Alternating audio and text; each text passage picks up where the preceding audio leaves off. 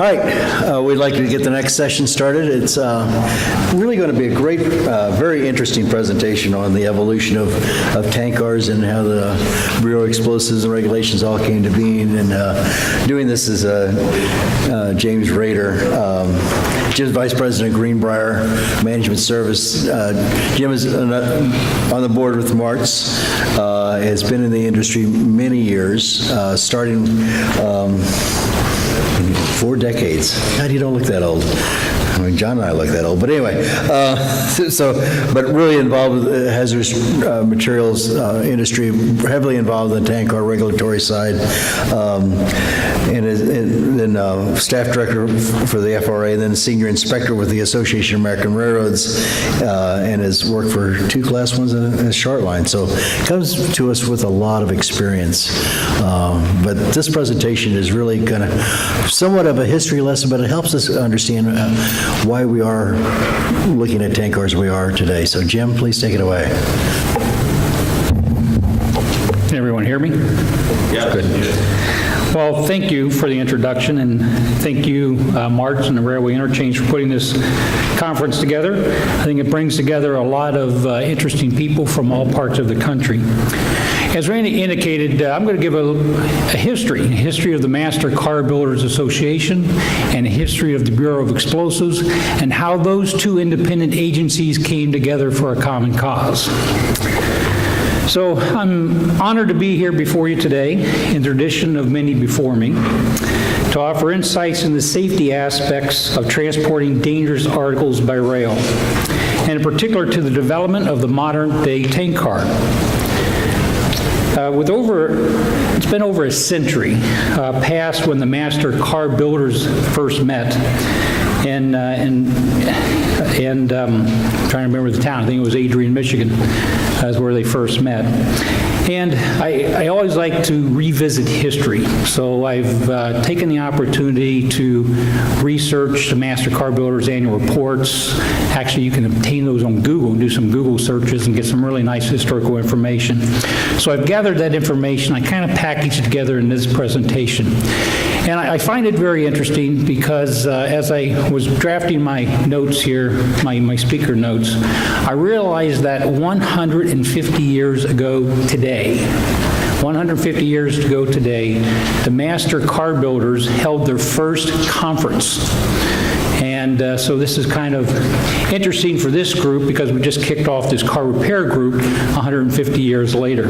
Basically focus at the same things, basically extending knowledge or sharing knowledge, transferring knowledge to others so that we can maintain and operate rail car safety.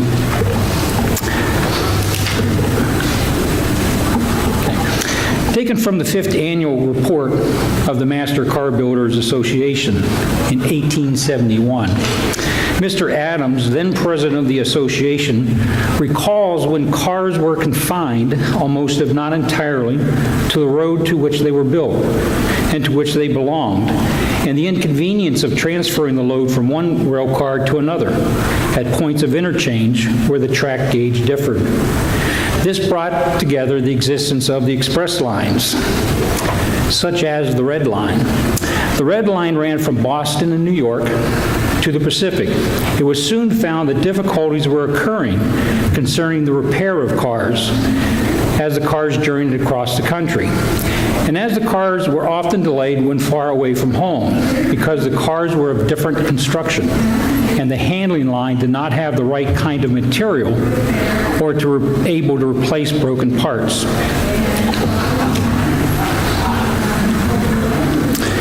Recognizing these difficulties, Mr. Jones of the West Albany encouraged the necessity of working together on the repair of freight cars.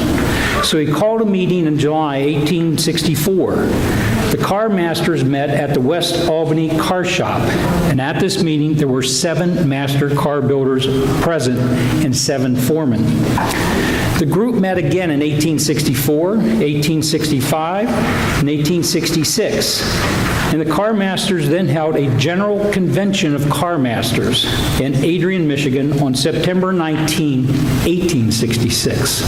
So that's 151 years ago tomorrow. During this convention, there was railroad-wide participation. and agreed upon willingness to work together to the efficiency of repair and a minimum delay of shipment. As such, the car masters began the formation of the National Car Builders Association.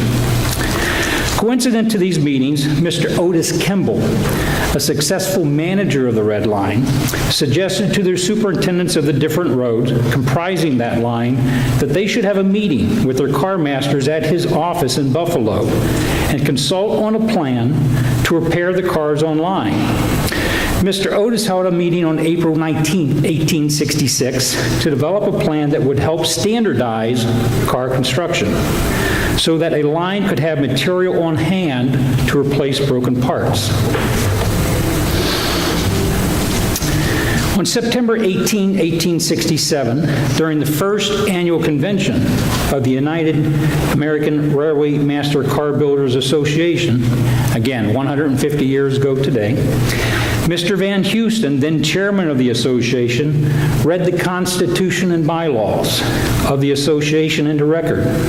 Article 4 of the Constitution reads as stated, "The objects of this association are that members may become acquainted with each other, have an interchange of opinions in reference to the best and most economical manner of constructing cars, to submit drawings or models of cars or such other mechanical works as may be desired, and to discuss the merits or demerits of each drawing or model presented." In the following years, the Master Car Builders Association set standards for the proper width of wheels, that is, standard gauge, the proper construction of a boxcar body, uniformity in the height of drawheads for the safety of men coupling under a pin and link system, the type and size of timbers used in construction, uniform patterns for trucks, size, and castings, and the best method to paint both passenger cars and freight cars. The Master Car Builders Association realized that the railroad car was simply a vehicle of transportation, no matter what railroad it was owned, and that the railroad car was subject to very severe handling in trains, and that certain defects naturally developed which must be kept in repair. To take care of this condition, the association formulated rules for the interchange of traffic as far as they relate to the physical condition of the car, so that the traffic itself might not be delayed. These rules were made effective through agreement of the railroads owning the cars and provided prompt interchange of traffic between railroads with a minimum of delay due to the defective condition of the car.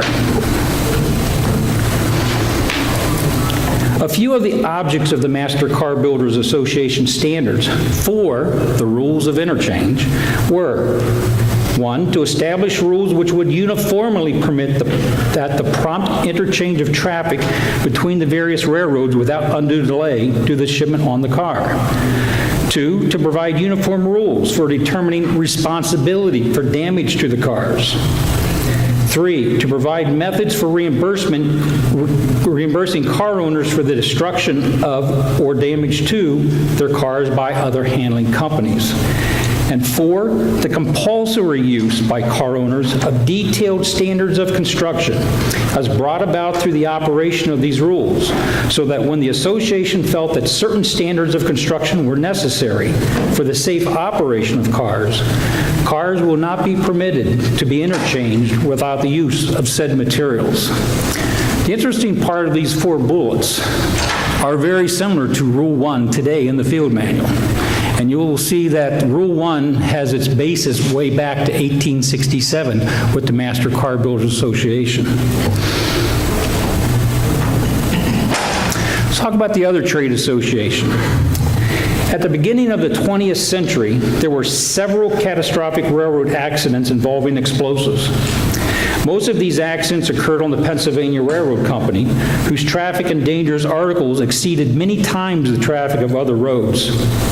Because of these accidents, in 1905, James McCrae, later to become president of the Pennsylvania Railroad Company, advocated before the American Railroad Association, the predecessor of the Association of American Railroads, the appointment of a committee to prepare a set of regulations to promote the safe transportation of explosives. The following month, while the American Railway Association was appointing the Committee on the Transportation of Explosives, one of the most catastrophic explosions occurred during transportation by rail in the town of Harrisburg, Pennsylvania. Reports suggest that on May 11th, 1905, an express train hit a derailed freight train transporting explosives. There were 20 fatalities and 136 injuries, with a financial loss of $500,000. That equates to about $13 million today. Immediately after the Harrisburg accident, the Pennsylvania Railroad took the important step of putting a competent man on duty as an explosives inspector to travel over its lines to educate shippers and employees and check their compliance with the railroad's dangerous articles regulations. Shortly after the Harrisburg accident, the American Railway Association appointed a committee on transportation of explosives. During the summer of 1905, the committee, under the chairmanship of James McCrae, worked diligently and employed civilian experts on explosives and consulted with experts from the Army and Navy. After a considerable amount of work and cooperation, the American Railway Association approved the committee's dangerous articles regulations in November 1905, and likewise by most of the major rail lines. From the railroad and shipper's point of view, the adoption of the regulations on each rail line would not place a shipper on one line at a competitive disadvantage with respect to a shipper on another line because of the higher cost of packaging and staying to prevent explosions. Before the association met a year later, the Committee on the Transportation of Explosives had accumulated experience to justify the self-evident fact that regulations do not enforce themselves. And it recommended that the inspection service initiated on the Pennsylvania Railroad be extended by the organization under the auspices of the Bureau for the Safe Transportation of Explosives and Other Dangerous Articles, whose agents would devote themselves to educational and inspection work for all members. In October 1906, the American Railway Association approved a constitution and bylaws for the Bureau for the Safe Transportation of Explosives and Other Dangerous Articles, hereinafter known as the Bureau of Explosives. The purpose of this organization is the proper and uniform enforcement of the regulations for the transportation of explosives and other dangerous articles, which may be placed upon the jurisdiction of this Bureau by the American Railway Association. Membership in the Bureau of Explosives was optional, and it was not until 7 months later, June 10th, 1907, that the Bureau began active work and opened an office of the Chief Inspector at 30 Vesey Street in New York City. Shippers were not so willing to comply with the railroad's regulations. Consequently, in an effort to gain cooperation, in 1907, the Bureau of Explosives held a conference with the manufacturers of explosives to seek cooperation and reforms needed in the interest of safety during rail transport. During the conference, the Bureau, shippers, and railroads learned that cans used for black powder were weak and lost powder. Dynamite was not produced correctly, resulting in liquid glycerin to escape from the cartridges, and that explosives were not properly stayed in boxcars.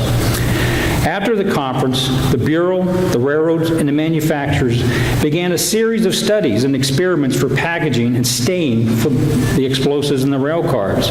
The Bureau of Explosives also organized an extensive campaign through its local inspectors to educate both railroad and manufacturers of explosives on the railroad's transportation regulations. Concurrent with the Bureau of Explosive Activities, Congress passed the Act of 1908, giving the Interstate Commerce Commission the power to prescribe regulations for the safe transportation of explosives. Within the year, Congress expanded the 1908 Act to include all dangerous articles.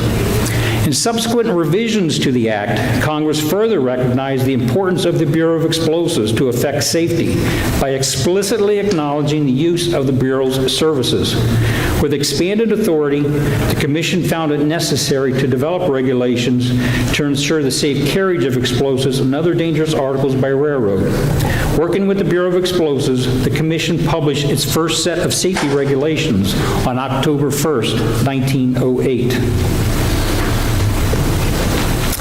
The initial set of safety regulations established by the Bureau of Explosives, the railroads, the manufacturers, and the federal government greatly improved railroad safety and formed the foundation in the years ahead of what would become known around the globe as the United Nations Recommendations on the Transport of Dangerous Goods.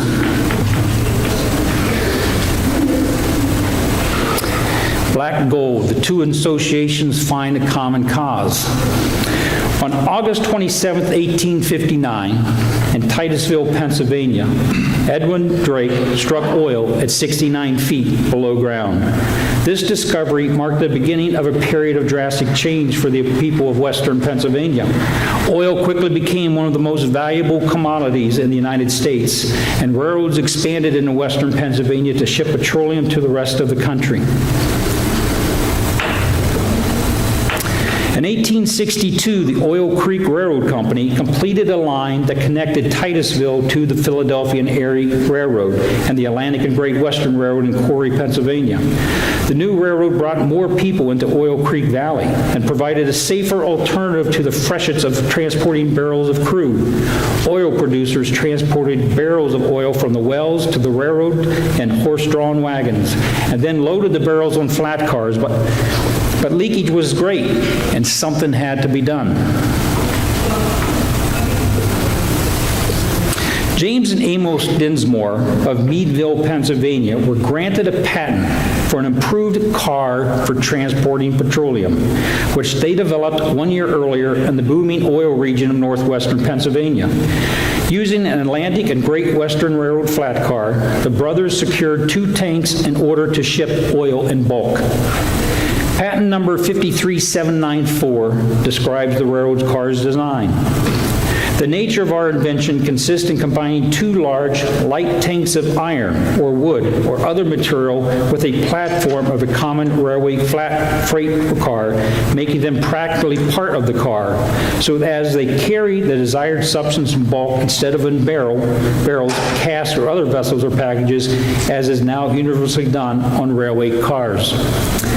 As the oil boom prospered in Pennsylvania, other parts of the country also saw an increase in oil drilling and tank car shipments from the oil wells to the refineries.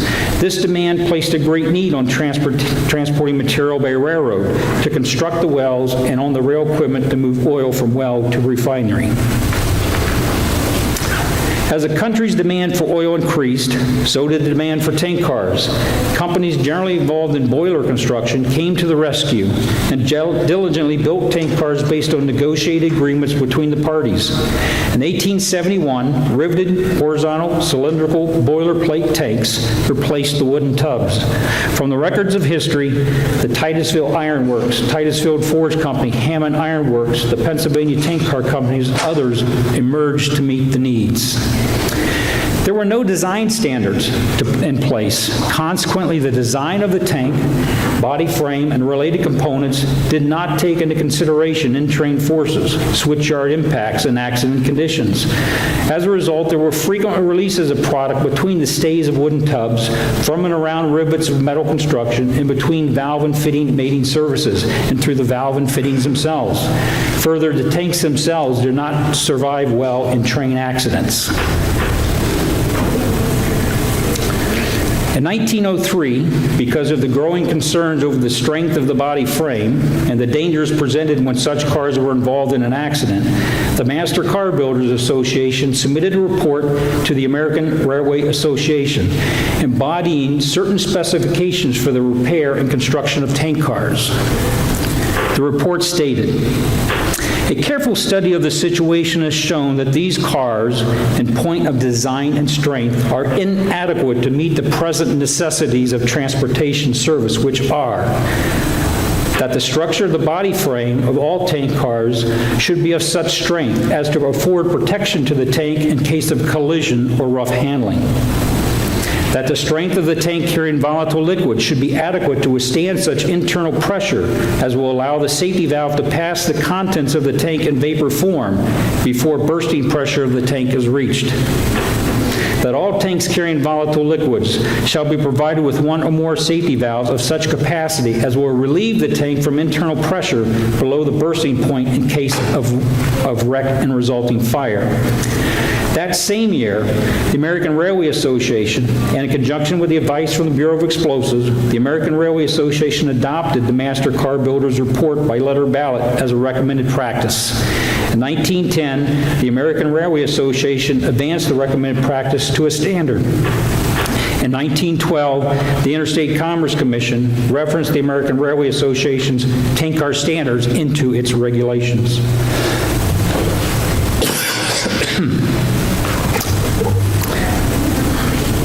Over the next decade, minor changes were made to the standard to include, in 1914, a requirement for the certification of the tank and pressure relief device test to the Bureau of Explosives. And in 1918, a requirement for pre-construction approval used for the transportation of volatile flammable liquid products and for the transportation of liquid products whose properties were such as to involve danger to life in the event of leakage or rupture. The amendments to require pre-construction approval marked the beginning of an industry requirement referenced in the federal regulations for the submission to and approval by the American Railway Association of tank car designs. Likewise, the 1918 requirement marked the beginning of the federal participation in and oversight of the industry's Committee on Tank Cars. 8 years later, in 1926, the ICC codified the American Railway Association's tank car design specifications into its regulations. The rebirth of black gold. Geologists have long known that shale, a finely grained rock created from compressed mud, which sits in layers, contains massive amounts of gas and oil. Until recently, the cost of extracting trapped gas and oil from the shale has been prohibited. Excuse me. However, the convergence of two innovative technologies, horizontal drilling and fracking, have made extraction economically possible. The United States Energy Information Agency, or Administration, forecast oil production to average 9.3 million barrels per day in 2017, up 0.5 million barrels per day from 2016. The EIA expects crude oil production to reach an average of 9.9 million barrels per day in 2018, which would surpass the previous record in 1970. One of the keys behind the revival is efficiencies at the well, where producers have become more productive over the last 2 years. According to the EIA, U.S. ethanol plant capacity increased for the fourth consecutive year in 2017, reaching a nameplate capacity of approximately 15.5 billion gallons per year in January. Total ethanol production is expected to reach 1.02 million barrels per day in 2017 at a rate equivalent to 15.8 billion gallons. Annual ethanol production is able to exceed capacity for two reasons. New production capacity has likely been added since January 2017 capacity survey date, and many ethanol plants are able to operate at levels beyond their nameplate production capacity. On a weekly basis, U.S. ethanol production set a record of 1.06 million barrels per day in every week of 2017, except for in April, when typically plant maintenance occurs. All things being equal, with an increased flammable liquid production trails an increased volume of flammable liquid shipments, and with increased shipments, concerns with respect to transportation safety. Accidents such as Cherry Valley, Illinois, Paynesville, Ohio, Luther, Oklahoma, Nolan, Oklahoma, New Brighton, Pennsylvania, and others send clear reminders that unit trains or trains with long strings of tank cars transporting flammable materials offer unique safety risks. In these accidents, the release of product from one or more cars and the resulting fire has a direct impact on other cars in the train. As a result of these accidents and safety concerns, and no different than the 1903 report of the Master Car Builders Association, Concerns over the strength of the tank and underframe, the ability of the tank to withstand punctures, and the protection of the tank subjected to fire conditions continue to remain at the forefront of rail transportation safety. For that reason, and to protect the public from train accidents involving flammable liquids, on May 8, 2015, the Pipeline Hazard Control Safety Administration, in consultation with FRA, published a final rule to enhance the tank car safety standards. The final rule is an integral part of the department's efforts to ensure the safe transportation of energy products. On April 15, 2016, the Pipeline Hazard Control Safety Administration issued a revision to the final rule based on the Fixing America's Surface Transportation Act of 2015. Specifically, the FAST Act, as it's known as, mandates a revised phase-out schedule for all DOT Class 111 tank cars used to transport unrefined petroleum products, ethanol, and other Class 3 flammable liquids. The FAST Act also requires, among other things, that each tank car built to the DOT 117 standard meet the following requirements: that the material of the tank head and shell, or the addition of a metal jacket, should be of such strength as to afford puncture protection of the tank in case of collision. That the structure around top fittings should be of such strength as to afford protection to the fittings in case of collision. That each new tank and each non-jacketed tank car be equipped with a thermal protection blanket that is at least 1/2 inch thick.